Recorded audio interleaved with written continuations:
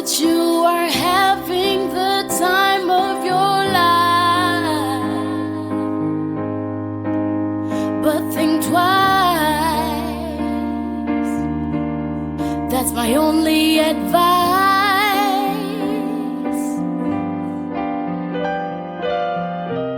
Come on now, who do you think you are? Ha ha ha, bless your soul. You really think you're in control? Good morning, everyone. Virgo here. Hope everyone's having a wonderful day. There was a poll that was done last week with regard to doing a series on cyberbullying. A whopping 97% of you decided that it would be an awesome thing to do, and I agree with you. There's far too much cyberbullying that goes on across the internet, on all kinds of social media platforms, and it's coming to the point where it's getting out of hand. Now, the states and the federal government have put some different laws in place, and slowly they're beginning to make some changes to protect people more from cyberbullying. Not just children, but adults also. And mainly from smear campaigns and defamation of character.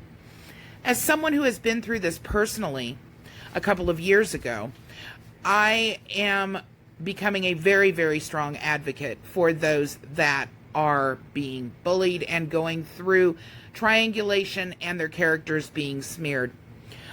What tends to happen with a lot of these communities that you'll find across social media platforms is they work together, obviously, and when they're working together, what they will do is they will find themselves all in one large group, and that at that point they will all target one party that they've decided to bully or that they do not want as competition to them or what have you, and they will dogpile that particular person. They will use everything from background history, from a background check, whether it's valid or not.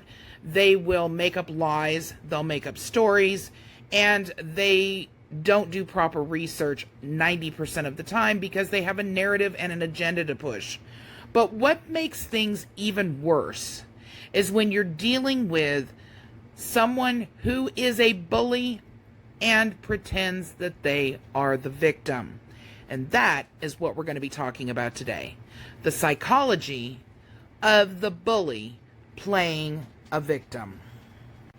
This prospect is not only frustrating, but it is downright maddening. I've spoken to a couple of psychologists that subscribe to this channel, and this is the way that the psychology of the bullying playing the victim was described, and reasons behind it. When a bully plays the victim, it can be a manipulative tactic aimed at gaining sympathy or evading responsibility for their actions. This behavior is often seen in individuals who engage in bullying as a means of exerting power and control over others. By portraying themselves as the victim, they attempt to redirect blame, garner support, and manipulate the perceptions of those around them. There are several psychological factors that contribute to this behavior. Number one, the lacking of empathy. Bullies who play the victim often lack empathy, which is the ability to understand and share the feelings of others.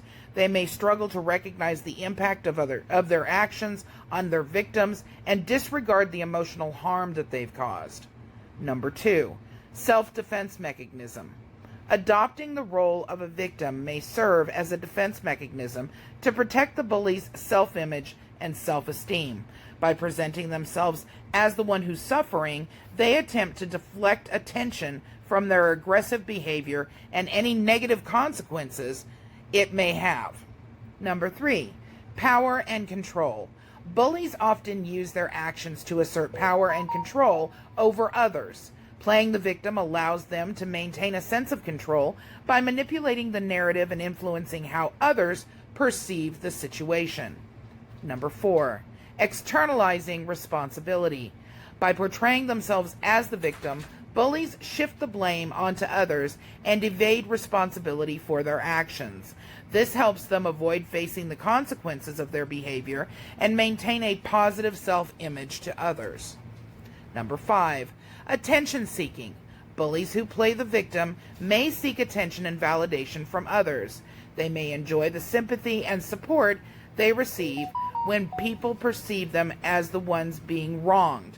This attention can reinforce their behavior and provide a sense of satisfaction or power. Number 6, justification and rationalization. Bullies may rationalize their action by creating a narrative that portrays them as the victim.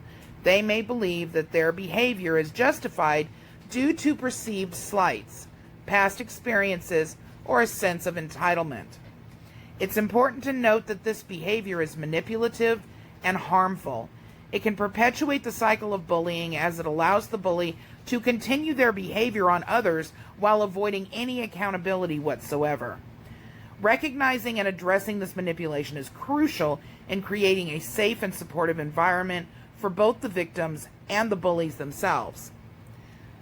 Not in this video, but in further videos that'll be coming out, I'll be showing examples of how there are particular channels that regularly cyberbully people and are never held accountable for their actions. As a matter of fact, they're revered for it, and they turn around and they do it twice as bad to the next person, and then another person, and another person. And during this time, they are obtaining clicks and views and monetization for doing massive harm, doxing people, going after people's families, going after people's jobs, and making up a false narrative, and then making themselves look like the victim in order to continue to do it without being held accountable.